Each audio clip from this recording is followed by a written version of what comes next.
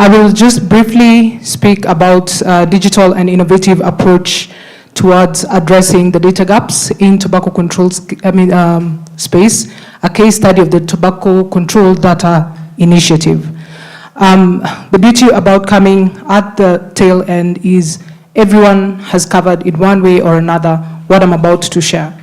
As actors in the tobacco control space, and specifically on matters tax, there is a lot of data being generated by each one of us from this room. But at the point at which we started this Tobacco Control Data Initiative, the data was in disparate sources, right? So we have NTA that has recently generated data, we have ILA, we have all these stakeholders that have reports, but what do we do at the end of the day with all these reports? Does one person have to read all these documents? It's good to dive into the reports and get the meat of that data, but how can we also make it accessible at the touch of a button? So this is what Tobacco Control Data Initiative seeks to do. That's just a highlight of what I'll cover.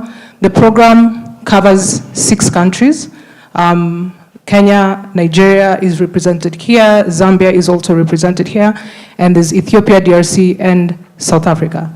And what we want to do is, 1, to have an online profile where we can consolidate all the tobacco control data. That is number 1.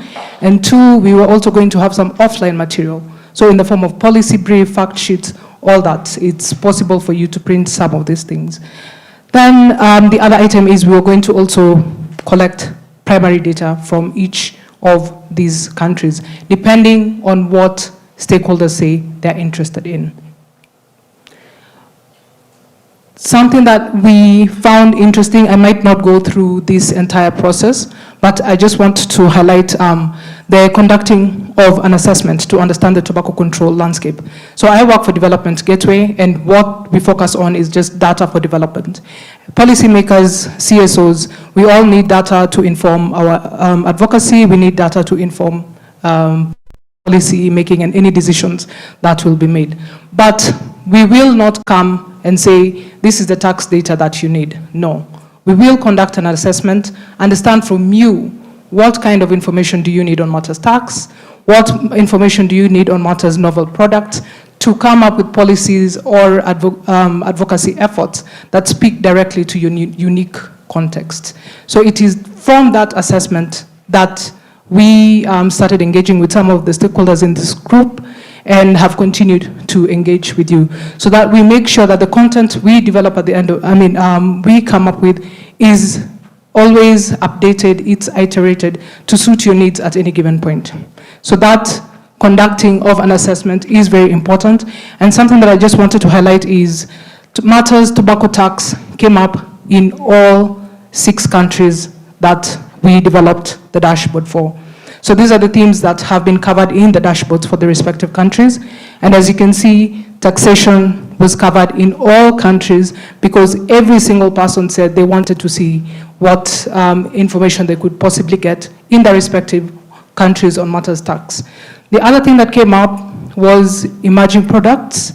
What is the prevalence and what is the prevalence of the use, and what are the laws guiding these emerging governing the emerging products? But at the time of starting TCDI 1.0, which started in 2019, there was very little information on this. So at that time, we couldn't have a whole dashboard page that just focused on information on these emerging products, the novel product, the e-cigarettes and the like, at least as at that time. But because we are now continuing to engage with stakeholders, we're getting more research from NTA and Aga Khan University, we will now be doing a whole page on novel products. So this is just one of the Kenya tax page. And what came out from the Kenya tax page, based on the assessment that we conducted, people wanted to know, 1, what is the tax structure like in Kenya, and how does it compare with other countries? What are the policies guiding tax in the country? This is just the dashboard, and I'm just focusing on the tobacco tax page. This is a resource that is available to everyone. You can just type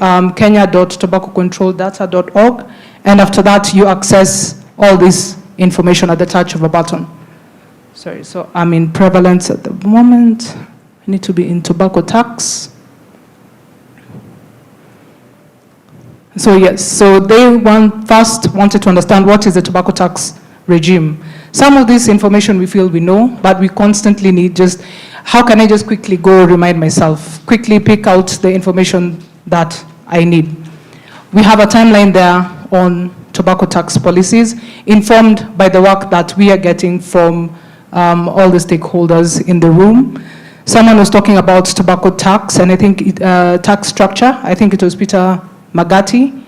There is a map there that focuses on tobacco tax structure. When you look at the map, and this is now for year 2020, for example, we can see that Kenya's tax score is what?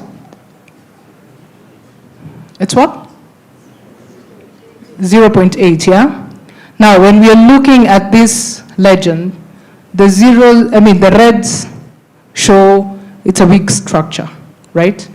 And the blues show it's a strong structure. So the other thing that we can also do here is when you look at the different years, because again, it's important to reflect where you came from, where are you now, and where are you going. When you look at the different years, in 2016, for example, you see that the tax score was 1.63. The system at that time was better than the system right now. And in 2023, someone already mentioned that the inflationary taxes were scrapped off, right? So we were not going to increase tobacco tax by inflation every year, at least per the 2023 finance bill. So that means that the latest report might actually show that the tax score is worse than it is right now. So it gives us a perspective to interrogate. What did we do in 2016 that we are not doing now? Is there anything that we can revert to that was working well then, that is not working well now? So this is just the purpose of this page, to just give you a highlight of some of the things that are working, some of the things that are not, what are the trends across the different years, what are the sources that we are getting from the different stakeholders in the room to inform our work. In keeping up with the theme again of this session, there was interest in understanding taxation of novel products. And what we have highlighted there is the different laws that regulate the novel products across the years. And again, when you hover, it gives you what those rates are. So because, as you see, this Finance Act ends at 2022. This means at least there's more to be done on this page. Because again, this we updated by April of 2023. So we keep iterating this page, we keep relying on information that you have. One of the things that I just wanted to mention is in developing such dashboards, what we are trying to eliminate is the red tape that everyone has when holding on to their reports, holding on to their data. We are all working towards the same cause. And I really like the question that Rose asked about how do we all work as, how do we ensure we have a regional approach to matters tobacco tax in as far as tobacco control is concerned. When we have such platforms, and again, it's easy to compare across different countries. Because I'd mentioned we have how many countries? 6. So this is just the Kenya page. If I land on this page, I get most of at least what we are able to get on the public and to inform our tobacco tax advocacies. There's someone mentioned something on impact of tax and revenue, government revenue. I was happy that there's someone from Treasury, there's someone from KRA, and these are some simulation models that I know also NTA is currently working on updating, which will again now use that to update this platform. So for some of us who are Excel savvy, if someone sees that TETSI model in its true glory, that is an Excel document, you can make sense of what it is. But for some of us who struggle a bit with Excel, myself included, I start thinking, how will someone from MOH, for example, understand this data better? How can they get a snapshot of what they need to go to Parliament and say, hey, if we increase by X amount, this is the revenue we are likely to get. And we've talked about sustainable financing on tobacco control.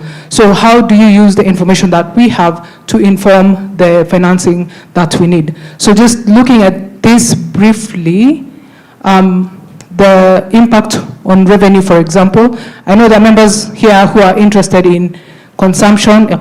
MOH, for example, would be interested in understanding what is the impact of taxes on consumption. We have others who would be interested on what is the impact on consumption on revenue. If we scroll down, we've provided 2 scenarios, and those are the scenarios we'll also get updates from NTA, just to update that chart. When we look at what was the status quo, for example, excise tax revenue in 2023 is at 14 billion, right? But that is if that state remained constant. If we still had inflationary tax from 2023 to 2028, looking at this, the excise tax will only have increased by 2 billion, looking at the pink bar, Sindio. So this is 14.3 up until 16.2. But if we add extra taxes, if we are accounting for GDP growth, adding inflation rate, and also an additional 10% just on tax, the increase is going to go from 14 billion to 25 billion. So when you're now advocating for increase in tax, this is something that you can share with Treasury, that this is what they're likely to get in revenue. And again, it's at the touch of a button. But the people who develop it, again, we try to cite everyone across the document just so that you can interact with them more. Right now, it says TETSIM as at 19th April. This was developed by us. But once it's updated, and if we are now getting it from NTA, we'll update the source to read NTA. That means if you have any further questions, you want to understand the model better, then you get in touch with NTA to understand that model better. But all in all, what this is just showing us is all this is available at the touch of a button. Finally, after we developed the dashboard, we still go back to our stakeholders and ask, do you use this resource?